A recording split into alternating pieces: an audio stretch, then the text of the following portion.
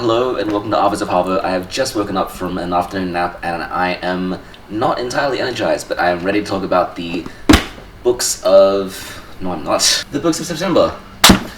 These are really heavy, but we got through lots. So this month was really productive and I read things that I never thought I would have read. Middlemarch is in here. I finished Middlemarch. If this was last year, I would have done a full video retrospective on multiple of these books, but instead we are going to rush right through them. Starting with our Shakespeare for the month, which is Antony and Cleopatra. This one is, I've been thinking of one of the last good ones on my list of plays to read before we then start digging into the lesser known comedies and histories. Antony and Cleopatra is one of those, I almost want to say it's a high school special because I feel like it is talked about pretty often in a classroom setting, and it's a historical play. It's set towards the latter parts of Mark Antony's life after the assassination of Julius Caesar, where his relationship with Cleopatra starts to create tension with the triumvirate. So Mark Antony, Lepidus, and Octavian all control various parts of the Roman Empire at that point, and Mark Antony, having this relationship with Cleopatra, is controlling the area close to Egypt, and they're all kind of vying over power of the whole Roman Empire. This is what I thought would have been originally a very political text. I find that most of the Roman plays so far have been political. This one, though, I think is the least complex of it. There are still conversations about who should have power and why the power is deserved, but mostly I find that it's a story about Antony and Cleopatra's relationship, and this perennial Shakespearean theme of can you balance a masculine, warlike, political life with a relationship? And often Shakespeare's answer is no. And this play, I think, argues that most passionately. I've seen it in other plays where characters do find a balance, so things like Macbeth and Hotspur's relationship in Henry IV Part 1. There are discussions of how do men relate to women when their main role in life is to make war. And Antony and Cleopatra, Antony's kind of just making a mistake of this the entire way through. And I find it so interesting because Cleopatra historically has been referred to as one of the stronger women in Shakespearean writing, and I just don't see it. I just think Cleopatra, the way she's represented in this play, is just not really fitting what I would expect from a queen character. I find that Shakespeare really plays up the stereotype of the emotional woman. There's a scene that's literally just Cleopatra yelling at a messenger because that messenger has bad news about Antony.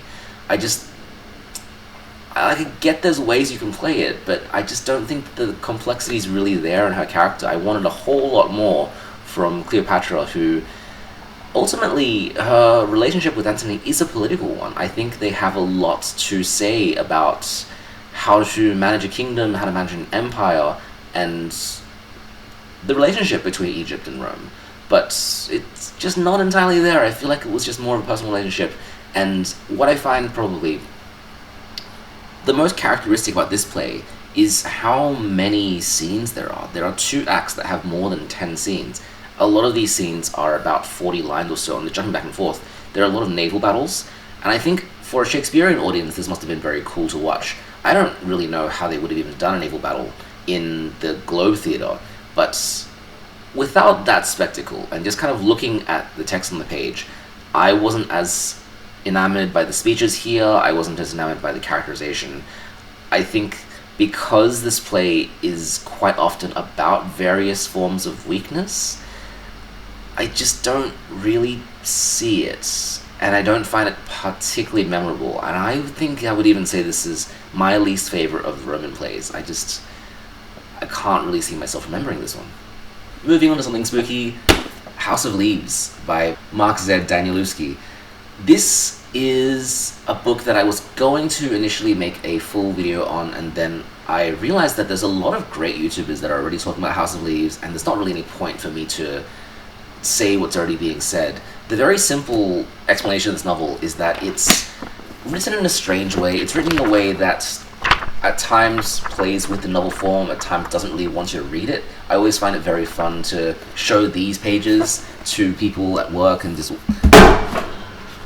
see them wonder about how you're even supposed to engage with this. But once I got to those sections, I realized what they were trying to go for is this is a book where the form of the book mirrors what's happening in the book, and that's just really, really cool. I like the way that it is straight up experimenting with the printed medium, and it's pretty ahead of its time. Like, this is not a recent book at all, and yet the way that it looks at literature feels super, super modern, almost like it's predicting the internet and predicting all of these ways that we see the world and see information in the mid-2020s. In fact, I think this book is probably more popular because of the internet, because of forums, and because of online communities that can really dig into the references, because I think at points this book wants you to try and crowdsource the answers to its main mysteries. The way that it works is it's really a story on 4 layers.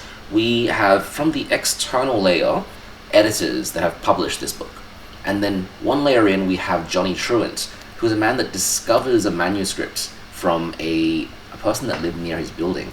And Johnny Truant has his own complicated backstory, and he has this habit of making up stories himself to try and entrance people. He talks about going out to bars and picking up women by making up phony backstories by himself. So his word is often not very trustworthy, and he also reflects a lot about his own issues with mental illness and PTSD. So he has found this manuscript, which is by a man called Zampano. Zampano is writing a filmic criticism about a documentary called the Navidson Record. The writing of Zampano is done in just very straightforward serif font, and then the intrusions by, I'm trying to find a page that shows this, the intrusions by Johnny Truant are done in Courier, so it'll look like that. This side will be Johnny Truant, and this side will be Zampano. Zampano's writing is kind of like a fictional academic piece of criticism. It really does feel like reading a book-length movie criticism. It's full of footnotes and lots of other references, and a lot of these references are completely made up, but it's there to make you feel like this is potentially real. And then lastly, the film that's being written about is called The Navidson Record. This is a possibly documentary, possibly fictional text by Will Navidson, a photographer, who moves into a house in, I want to say, West Virginia, and finds out that it's slightly larger on the inside than it is on the outside. This creates this obsession with him, and it causes a door to appear in his living room. Opening the door leads into this dark passageway, and within is this whole labyrinth that looks a lot like the little dark lines on this book. So the documentary is about the journey into this space, and the journey into the space causes these fragments and fractals of the book's nature itself. It sounds really complicated and it looks complicated until you start reading it, and I found it's actually really, really easy to follow. I just think that the experiments with structure help the reader understand what the character's going through more. It shows what it feels like to actually be in this mystery labyrinth space. And so every decision made perfect sense to me. Like even, well actually, I do really not want to spoil it. I do think that discovering how this book works is part of my joy with this book. So this is why I wanted to make that side analysis video, is because I did want to talk about it and analyze it, but what's the point? People have done it already. I just want to sum up the fact that I think as a spooky work, this works really, really well. It engages very complicated ways with mental health and with perceptions of reality, and my biggest takeaway theme of this book is how literature can affect a human being. So years and years ago, I reviewed The King in Yellow on this channel, and that's a series of short stories about a fictional play that causes the reader to go insane. And I think that theme, or that trope, is a little undercurrent in horror. I don't see it all the time, but when I do see it, I enjoy that trope. And this book very much is doing that. Each layer that's discovered by a subsequent character or fictional narrator causes a mental change in these characters.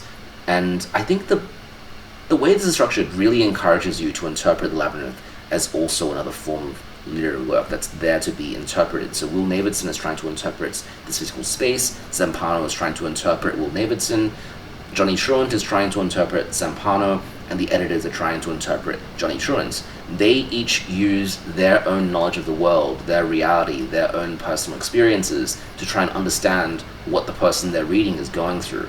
And in doing that, we see their lives and their view of the world start to change a little bit. Will Davidson becomes obsessed. Zampano becomes also obsessed, but he starts to think about the various literary references that he can connect to this documentary. Johnny Truant also becomes obsessed, but it brings up memories of childhood and other traumatic moments in his life. And all of these things are just fascinating to read. The way that everything's woven together also creates a labyrinth that makes the reader obsessed. I was so pulled into this book. There were days where I was thinking pretty much nothing except for this book. I was thinking, I can't wait to read this book. I was at work, just like getting through, doing the motions, thinking, I can't wait till I finish work so I can read this book. I haven't had that feeling in a long time, and for a book to be this experimental and to produce that effect in me is really, really cool. I do think there's quite a few loose ends, and I do feel like the author is the kind of person that is going to insert things that are interesting or only known to themselves or people close to them, to the point where the mysteries, I think, will eventually remain unsolved. There are still a lot of questions that I have, and I've been told that multiple readings are going to be required to try and get everything out of it, and I don't think I'm going to do that. But I do need to reflect a lot about the nature of horror reading through this, how a book can influence the person reading it, and how really every work of literature leaves us changed afterwards, for the better or for the worse. Being aware of that, I think, makes my reading of this a lot more enjoyable. And working on my own ghost story, I do really think about, well, how do I represent haunting? And are there interesting ways that I can use the form to mirror what I'm trying to do? Maybe not in such an extreme way, but I do think that there's space there. So I really enjoyed it. I give it a 5 out of 5. I have seen criticism. I watched the man carrying thing video up with this book, and I agree with everything he's saying. But it's cool. Like, sometimes you just talk about a book and it's just cool. That's all it needs to be. And because I didn't want to Middlemarch, oh boy. So I took a plane to Perth to go on a family trip, and it's a 4-hour plane there, 4-hour plane back. Across those 8 hours and additional time at the airport, I read about 2/3 of Middlemarch, and then I kind of rushed through the rest. I have been told this isn't a book that you should rush, but I also thought, when am I ever going to finish this, right? It is a 900-page long Victorian novel of manners. It is about a huge cast of characters that each have their own arcs and complexities, and it digs in very deeply into contextual elements of that particular era. It's written in the 1870s, but it's set in the 1830s, and it's surrounding this idea of the Reform Bill, which was, I still don't fully understand it, but from what I know of it, it was a political movement to try and standardize voting among landowners in the Victorian era. It was a bill that attempted to give lots of middle-class people the right to vote, and by representing Middlemarch is the author's really trying to show the kinds of people that would be given the vote in this kind of society. It is a clear snapshot of this small provincial town, the people who live there, their strengths, their weaknesses, their glorious moments and their sins, all of this together to try and give us a portrait of what life looked like at the time. And George Eliot is a writer who is very interested in philosophy and interested in psychology. She's, I think, by far one of the most thoughtful and cerebral of the Victorian, specifically Victorian writers. I think that she approaches, in some senses, the Russian writers. I get the similar feeling of reading something like Crime and Punishment or Anna Karenina when reading this, much more so than I feel like I'm reading Dickens or even Thomas Hardy. I think that she is really in her characters' heads, and she's always making a larger philosophical statement about not just the characters, but what's going on in the situation at the start of basically every chapter. And so it does pull me out of the immersion a little bit, because I realize that I'm not supposed to inhabit any of these characters. I'm really supposed to analyze them. I'm supposed to read about them as if they were individuals in a news article or in like an anthropological study, and to look at how they behave when circumstances of their life change, when they fall in love, when they come into a lot of fortune, when a stranger arrives in town, when somebody dies. All of these moments are there not to create narrative tension or to make us guess what's going to happen next, but really to poke and prod at these characters, almost like they're people in a terrarium, and we're looking at their behavior once they are exposed to certain stimuli. So, if that sounds like an interesting reading experience, then Middlemarch is great. And I have talked to and also heard about lots of authors that cite Middlemarch as one of their favorite books, and I see why. It's so unapologetically itself. I also think that lengthwise, it really is just two Victorian novels taped together, and I think George Eliot has talked about that structure in the publishing history, is that she did have two novels, and she worked with this serial publisher in order to connect them together into 8 large segments of about 100 pages. And so if you wanted to read Middlemarch in the original way, you would read about 100 pages to one section, and then wait a couple of months or a season, and then read the next 100, after finishing it in about 2 years. Even then, though, the editors talked about narrative tension. There's not a lot. There's a lot of characters just kind of chilling around, being themselves. There are certainly dramatic moments, but I wouldn't necessarily say there's a thorough plot thread in this book. So the better way to describe it is with characters and what they want. We start with Dorothea, who is a very outspoken and very headstrong young woman. She wants to fall in love, but her view of marriage is very idealized. She wants an intellectual partner, and so she finds a husband in Mr. Casaubon, who is, I think, 30-something plus years older than her. He's old enough to be older than her father. In fact, I think he is older than her father. He is trying to write this analysis of the world's myths called The Key to the World, and in doing this, he is doing a lot of research, traveling around Europe, and also getting in lots of fights with critics. And so Dorothea believes that marriage is about helping the person you're married to, and she views herself as having really spirited intellectual conversations with Mr. Casaubon and helping Mr. Casaubon work through all of his research. She tries, but she doesn't succeed. She's just not entirely interested in it. And Mr. Casaubon is also not a very good writer, so it becomes very clear and apparent that he's never going to finish this work. And he's too sidetracked by little silly things in order to have the drive to do it. And so they end up in a very, very unhappy marriage. They start thinking about, ultimately, what is the meaning of life? Dorothea starts questioning, what does it mean to be married to this person? And is she stuck? In fact, there's a whole section that's literally just called Waiting for Death, because Victorian novels, right? The standard conflict is, oh no, I married the wrong person, what am I going to do? So that's Dorothea's story. We then have Mr. Lydgate. He's a doctor who's come from London, and he believes in...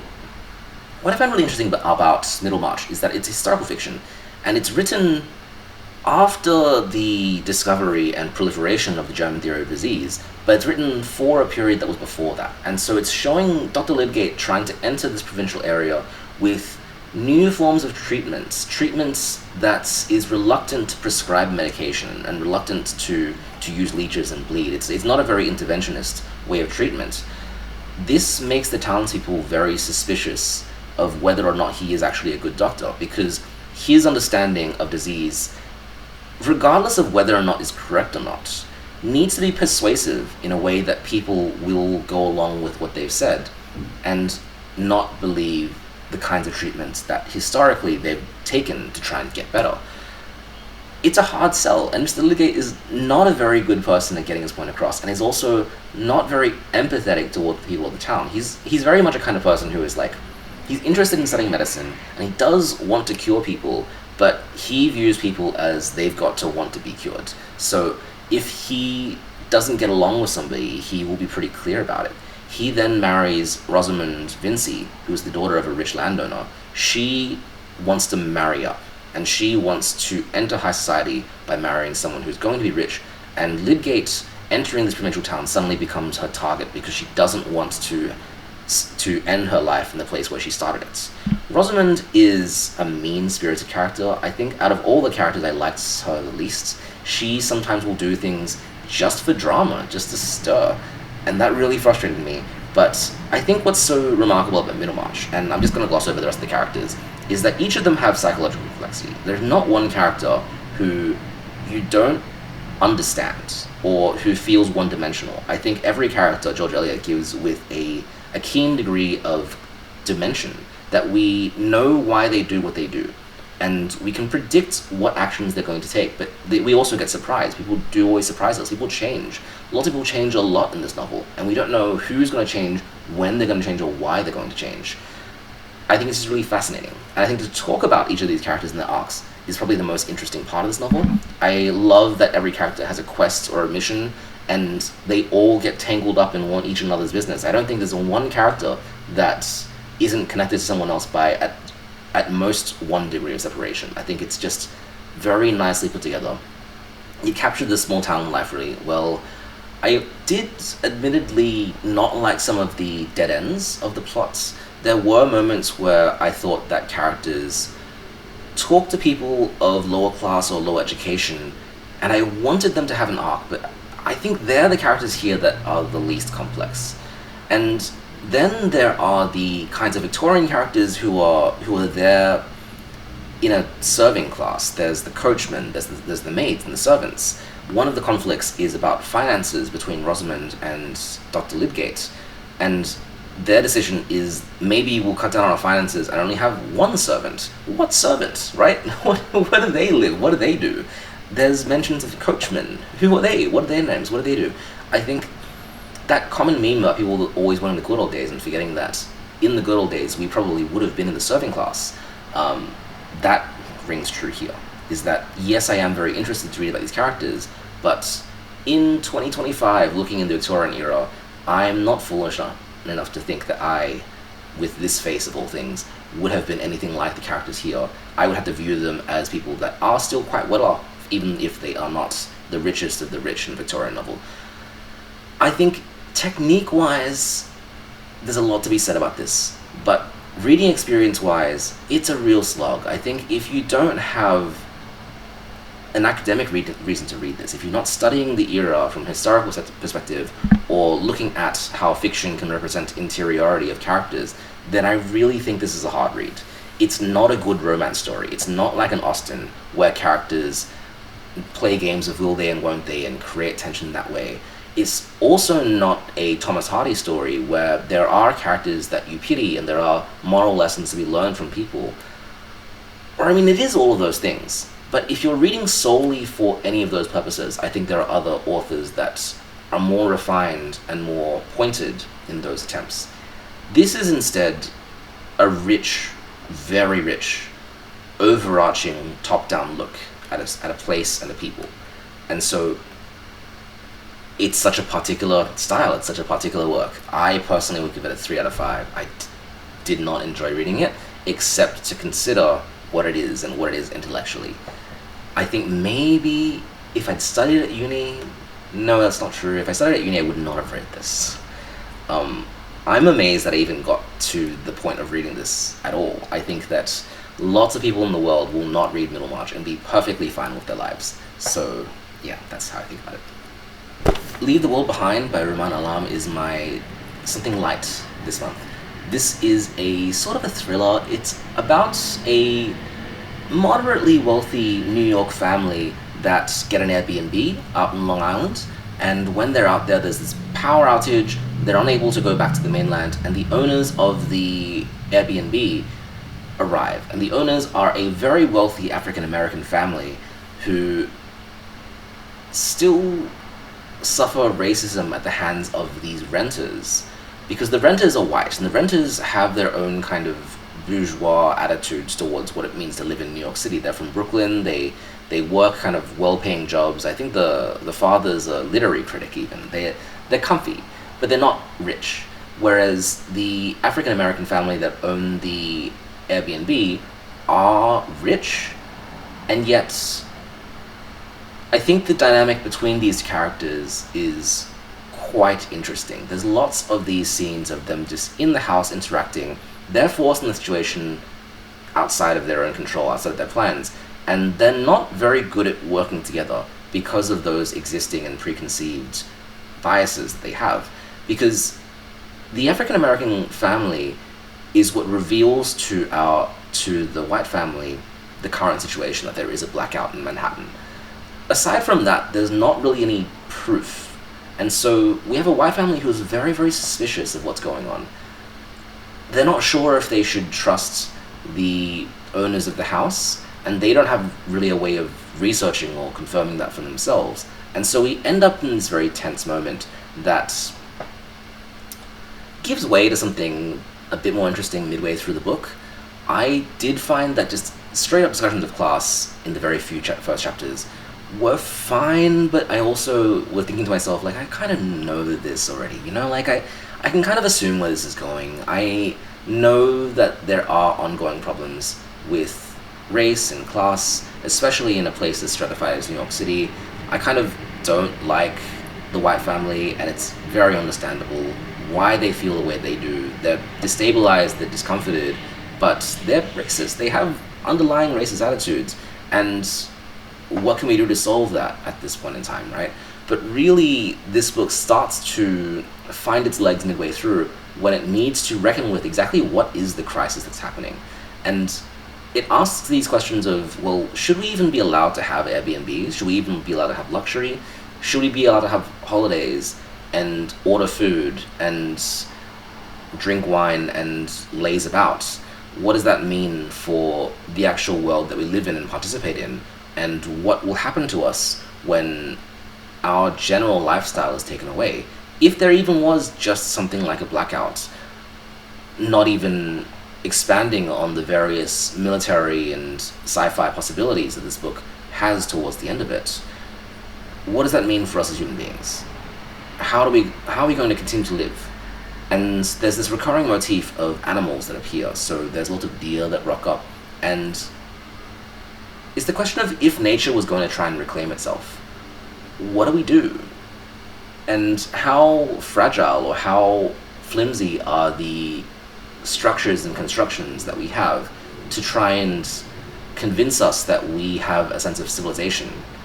Because everything's a bit silly when you think about it in that sense.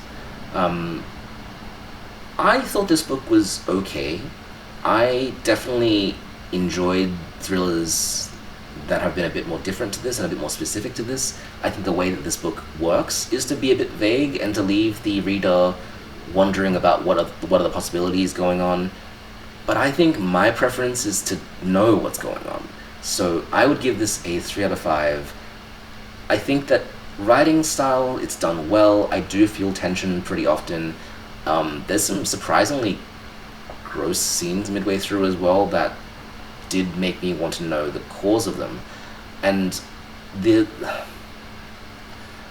it's omniscient in a way that didn't really do great with me.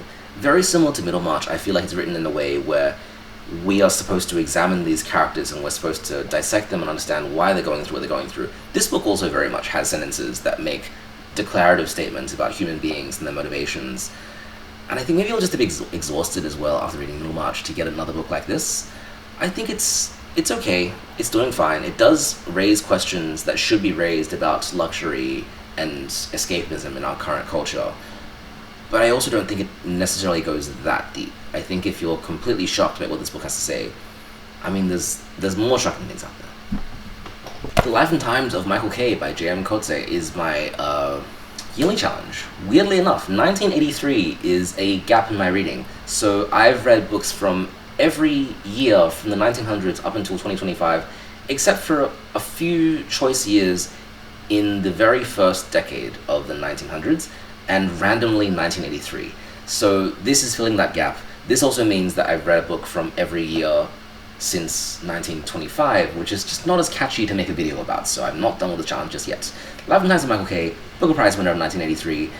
Interesting work. It is from Coetzee, who is a South African author, and he's writing about... This is also me showing my ignorance. I don't know the history of South Africa as well as I really should. He's writing about what I think is a fictional civil war, but he is building it around ideas of apartheid where there's just such bureaucracy to how life is done and such suspicion to how people want to live out their lives, want to go certain places. And we follow Michael K., who is a character that has a cleft lip and is at the fringes of society. He is not someone that engages well with society at large. He doesn't have a large social sphere. He works a very menial job and is happy with it.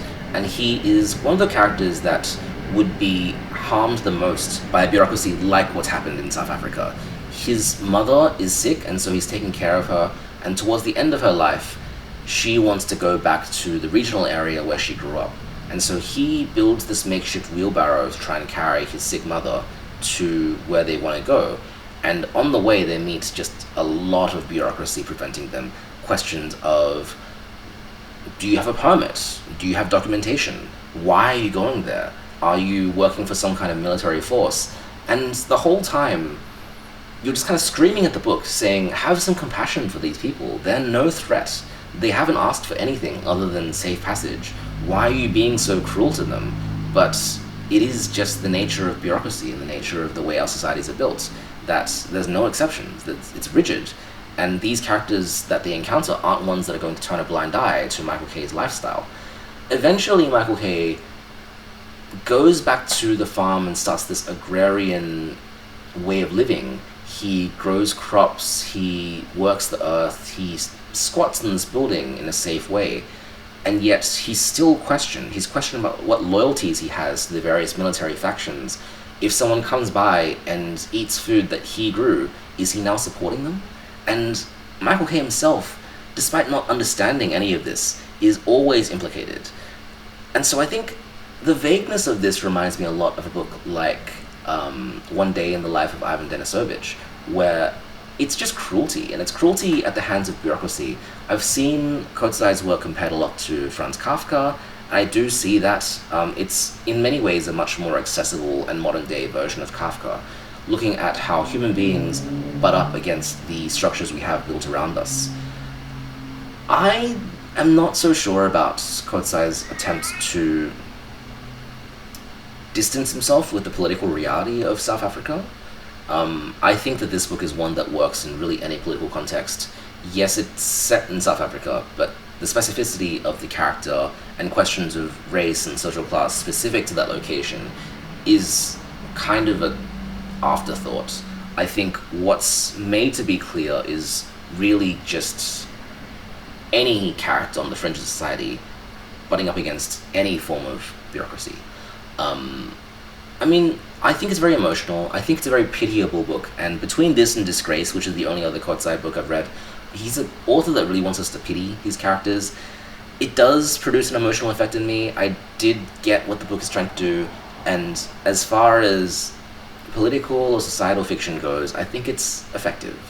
I would really like to hope that this form of fiction works. I would really like to think that reading about characters going through these hard situations makes people more empathetic towards changes in the world and towards the more vulnerable in our society.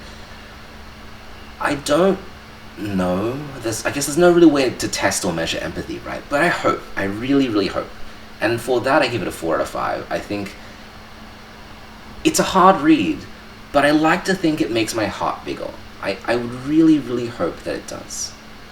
And lastly, The Line of Beauty by Alan Hollinghurst is a story about rich and privileged gay men in England during the Thatcher era, is probably the quick summary of it.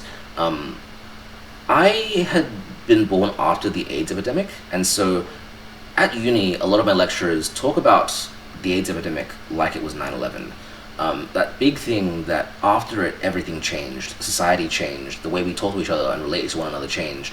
And me being someone who was barely old enough to witness 9/11 and to see what the world looks like after and have glimpses of what the world looks like before, like even the Friends episode, how callous everyone was with their relationships before then, I can sympathize with how powerful the AIDS epidemic was in reshaping our culture and reshaping the way that we look at other human beings.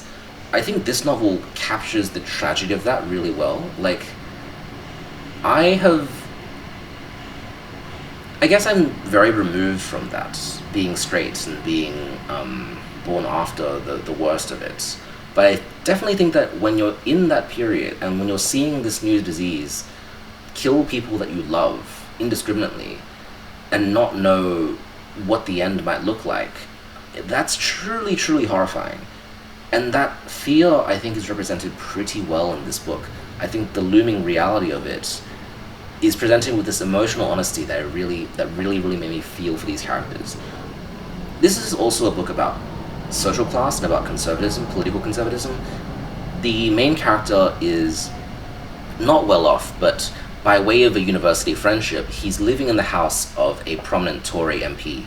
He is connected to a lot of these wealthy people that are donors of the party. He talks a lot about high art, about literature, and there's lots of great references to classical literature, Henry James most famously. And I do like the reading of this book, where it is a very palatable, very modern, postmodern way of doing Henry James. It's very clearly realistic. It's about characters and their psychologies, about their relationships. The queerness is also, I think, very well represented here. There's just like lots of little ways that the book shows how being queer is a strategy sometimes. Like, something as simple as figuring out where you're going to have sex is one of the early conflicts of this book, where the main character starts a relationship with someone else. Neither of their houses are safe, and so how do they do that? How do they go about that? And what does that lifestyle do to a person? How does that change the way that you view other human beings, and how does it change the way that you view questions of safety and identity and being your true self? I think that's all represented quite well. It's also a book very much about masculinity. It's about what it means to be a young man and to have some kind of power and influence on the world around you, and how it is to be responsible for other human beings. How do you take care of another human being? And should you be expected to do so when you're young and you don't really understand what other people need? The more I talk about it, the more I think that it's very similar to Brideshead Revisited. Brideshead Revisited is a novel that I reviewed very, very early in the lifespan of this channel, and I gave it quite a negative review, largely because I thought it was spruiking conservative politics, and because it was lamenting the loss of a conservative hegemony, that people who were rich and had inherited wealth should have been able to hold on to it, and yet because they were hedonistic, and because they squandered their money, that this dominance of old families and old money was wearing away. And I really hated that theme. I thought the way that was presented in that novel was almost a lesson to wealthy readers to not squander their money. Whereas this novel, despite the plot being almost exactly the same, seems more like a exploration of the people who are doing that squandering and are growing disillusioned with notions of money and notions of travel and art and luxury and hedonism, and trying to figure out, well, what is worthwhile in life?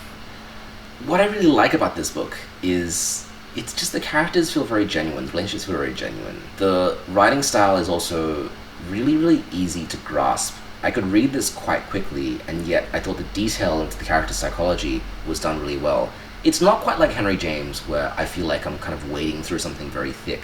Instead, it's easy to cross, and yet I feel like I've known these characters a lot better than a lot of the books I've read this month. I think the depth and the complexity and just how much accuracy is in a sentence, and how to choose a sentence so that you give the most important detail is done really well. I also like the way that this functions as a snapshot in time about what conservatism was like in the 1980s, because conservatism is nothing like that anymore. It's so different. That was a time where Margaret Thatcher, no matter what you think about her politics, we have characters that were attending dinner parties with her, meeting her, talking with her, engaging with her in an intellectual sense, talking to others whether they like or dislike her. I think that kind of playfulness with politics, and there's something to be said about that, especially in the 1980s, that if you're in a society where the Tories and the Whigs can just hang out together and can just enjoy life together, I think that says something about the fact that both parties were very, very privileged at the time.